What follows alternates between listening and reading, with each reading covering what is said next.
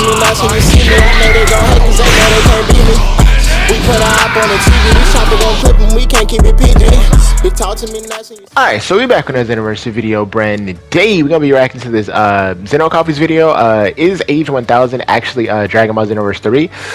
I'll honestly give my opinion on this periodically throughout the video. I won't say exactly if I think that it is or isn't at this moment in time, but some people speculating that it is, some people saying it's a second installment of Dragon Ball Online.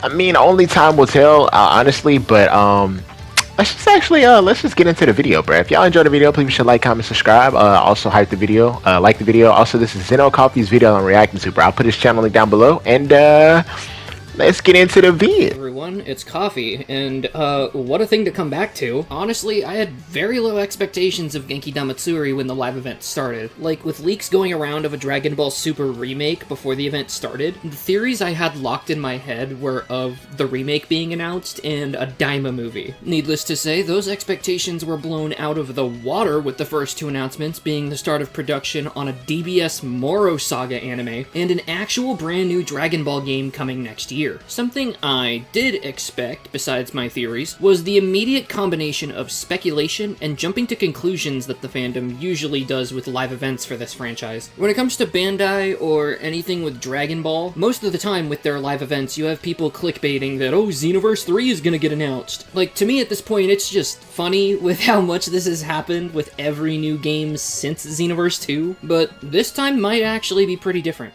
Bro, it's definitely not lying, bro. Xenoverse 3 has been speculated for forever at this point, bro, but at this point now it's just starting to seem like more like a reality, bro, because like we want Xenoverse 3, bro. So I can understand why people have been doing that, but you know, we do tend to like, when I say we, I mean like not just like creators, but just Dragon Ball fans in general, we do jump the gun a bit, bro. The fandom might be right this time, considering who presented this game at the live event and how significant that fact really is. A new Dragon Ball project temporarily titled Project Age 1000 was announced as our next major game in the franchise, promising brand new original characters designed by Akira Toriyama himself before his passing. Stated to be in development for about 7 years at most, Age 1000 has a lot of people curious about its place in the series, and whether or not it'll be a follow-up to Xenoverse 2, or the start of a new series. Let's immediately start with the fact that the person who presented the game during the live event was none other than Xenoverse 2's original producer, Masayuki Hirano. For those who've seen my videos, you may know Mr. Hirano managed Xenoverse 2 from its launch, all the way up to around the time of the Ultra Pack 2 DLC and the Supreme Kai of Time update. Hirano isn't just a producer on Xenoverse 2, but multiple other Dragon Ball games. He's worked on titles like Fighters and Sparking Zero, though he never showed up to any related events for those games. He did, however, show up specifically to announce this game. So to me, that was a big thing that stood out. This guy worked on a lot of big Dragon Ball game projects. Xenoverse 2 has been considered like one of the greatest anime games of all time in terms of Dragon Ball. Fighters is too. People really like Fighters, so the fact he worked on a lot of great projects and he never really put himself in the limelight until now, you know, I mean, it's it just stood out to me, bro. Which leads to a lot of speculation about his role as a leading producer on Age 1000, with many believing this game to secretly be Xenoverse 3 due to his involvement, even going as far as to say that they're not calling it Xenoverse 3 yet, because they want to wait until the release of Future Saga Chapter 4, as a lot of theories state that that DLC could be the end of Xenoverse 2's story leading up to Age 1000. So to me, that made a lot of sense, bro. They call it Dragon Ball Xenoverse 3. People are just gonna be like, oh, I just won't buy any more DLCs to Xenoverse 2 because there's a new game coming out. And obviously that'd be Bandai's way of shitting the bed, for lack of better terms, bro. It definitely cost them a lot of money on like future DLCs they have planned. Whether this next one be the last one or whether they have like 2-3 more, whatever, that mess up their bag basically, so they call it another name to mask that is Xenoverse 3. Possible. It's possible.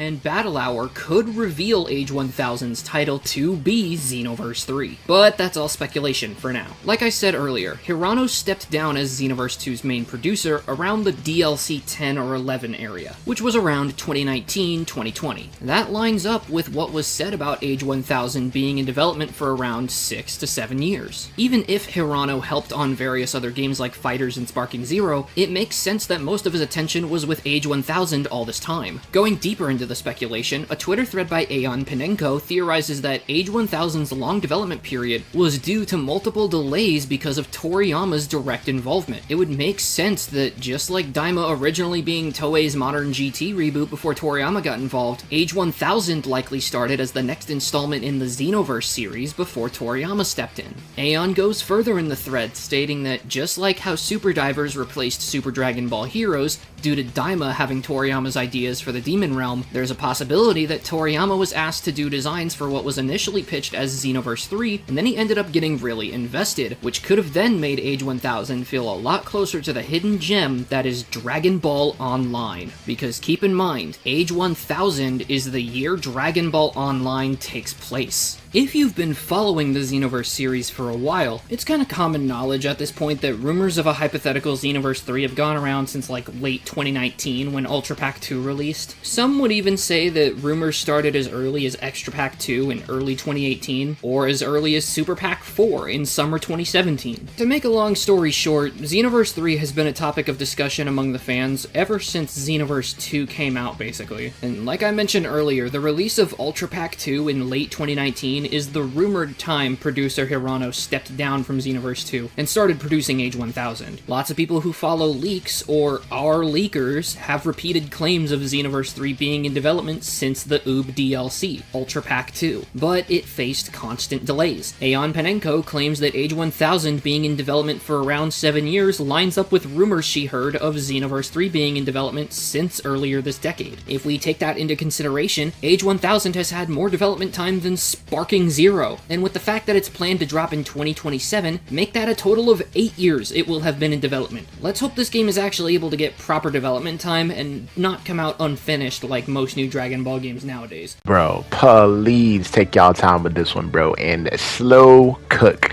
We do not need another Spark and Zero mishap where we think the game's going to be hyped, think it's going to be like the greatest Dragon Ball game ever, and it's just, for lack of better words, bro. Take your time with the mechanics, make sure there's actually substance in the game, and it's not just, oh, you gotta play single player, you gotta play multiplayer.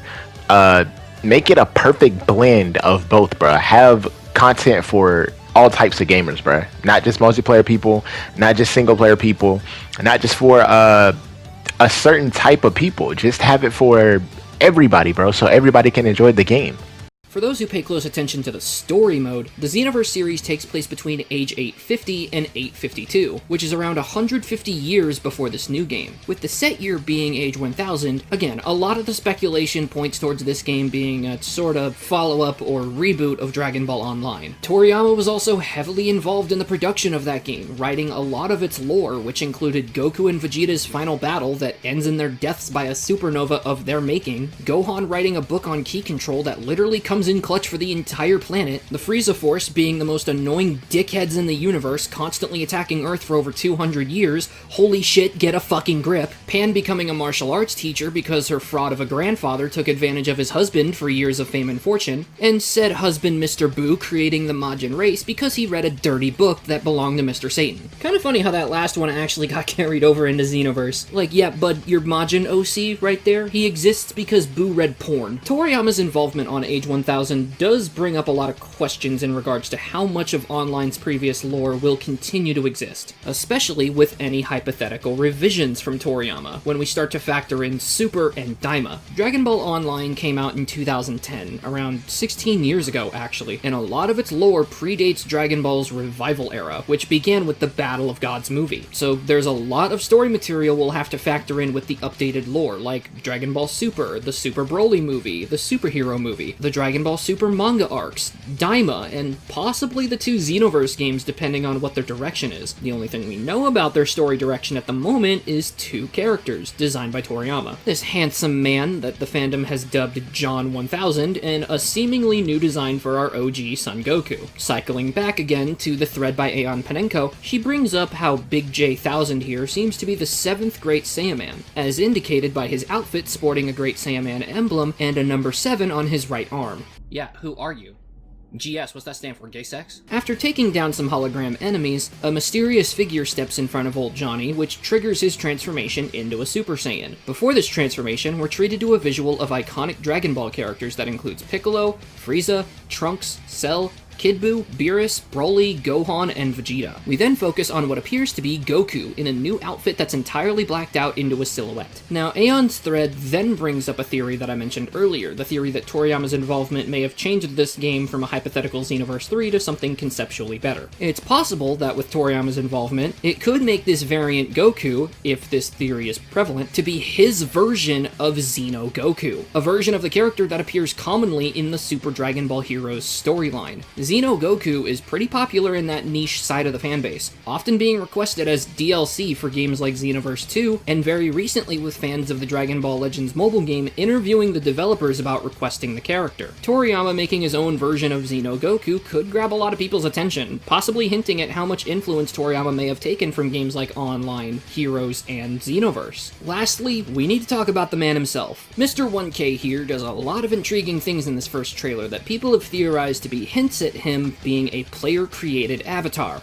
a CAC, or at least the default design for one. We do have to keep in mind that they explicitly told us at the Genki Damatsuri that this character, along with many others, are original designs by Akira Toriyama. So there's a possibility that this guy isn't a player avatar at all, and even if this game ends up having a character creator, he could just be a supporting character. But that begs the question of why make our first look at the game so focused on him? Today, we're mainly going to talk about the theory of this Great Saiyaman 7 being a custom player avatar. I'll come back to the topic of him being an original character when we see more about the game at Battle Hour. For now, we're going to talk about him as if he were a CAC. To start off, we see him use a holographic Capsule Corporation menu, similar to what our custom avatars use in the Xenoverse games. Instead of being a holographic computer that appears in front of us, it's now a device on our wrist, part of the character's costume. Once our Saiyaman starts his training simulation, he does a lot of familiar attacks that come from different existing characters, like Goku, Gohan, Vegeta, and Dragon Ball Super's version of Gogeta from the Broly movie. This could be a hint at customizable combos making a return. So yeah, Mr. John 1000, that's what y'all calling him, bro. Doing those like moves from different characters, that kind of sealed the deal on me. Him being like a customizable character, I definitely think he's a CAC. Just in case y'all don't know yet, bro, I do think this is gonna be Dragon Ball Xenoverse 3. It only makes sense, bro. Like, how is he able to do other people's mouth? Like, Steed, I'll probably put in the clip at the end of this video. He said he thinks like John 1000 is going to be like an android or something that can just copy people's moves and shit, and that's the reason he was able to go Super Saiyan. Reason he's copying people's moves and he's able to like replicate everything so easily. You know, I'm not sure that I agree with him being an android.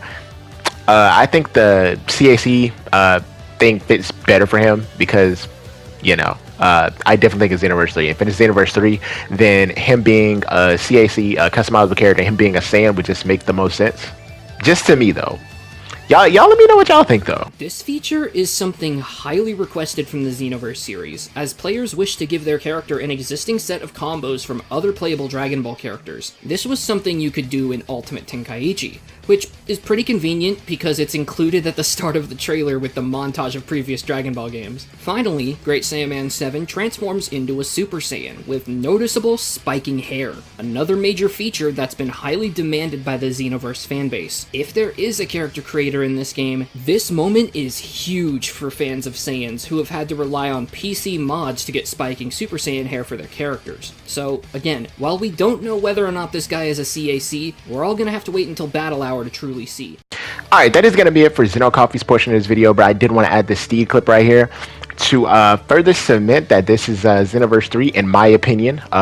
You know, we definitely could be wrong, bro, but for the most part, I do not think so. And one of the reasons, one of the biggest reasons I'm gonna say is because I want to say I never played it, which is further fuel for me that Dragon Ball Online maybe wasn't that popular, and even when it was, I think it was just like Japanese exclusive or Asian exclusive is what Steve's gonna say. I don't really know much about it because once again I didn't play it, but I think Bandai, they mainly about the guap, bruh. They mainly about the Jose Guapo. So what are they gonna go with, bruh? Like a game that potentially like it could flop.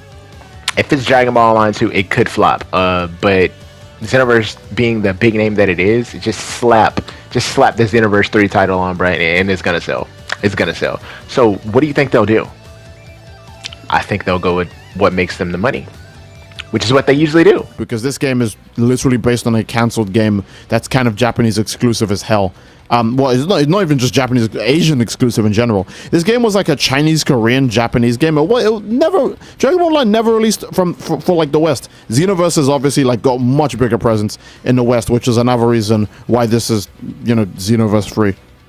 And for the seventh final point, this game is Dragon Ball Xenoverse free. Now, I know some of you are probably sick of hearing that, but I'm going to actually finally nail it in that this game is, in fact, the final form of Xenoverse and Dragon Ball Online. So, as a quick reminder, Dragon Ball Online obviously came out and its service ended in 2013, and then Xenoverse 1 was announced in 2014, because obviously it's the spiritual successor. It carried over many characters like Toa, Mira, you know, future Trunks or Xeno Trunks, and then Xenoverse 2 went even further by having characters like Timebreaker Bardock, who did appear in Dragon Ball Online, appear in Xenoverse as well. Basically collecting as many of the like leftover things from Dragon Ball Online and putting them into Xenoverse 2 as quick as possible when they could with the second game. Xenoverse 2 is basically just a version of Dragon Ball Online that has fully succeeded for them, and I think the final form and the ultimate culmination of this is in fact the development time for Dragon Ball Age 1000. So people are going to be like, well, what does that mean?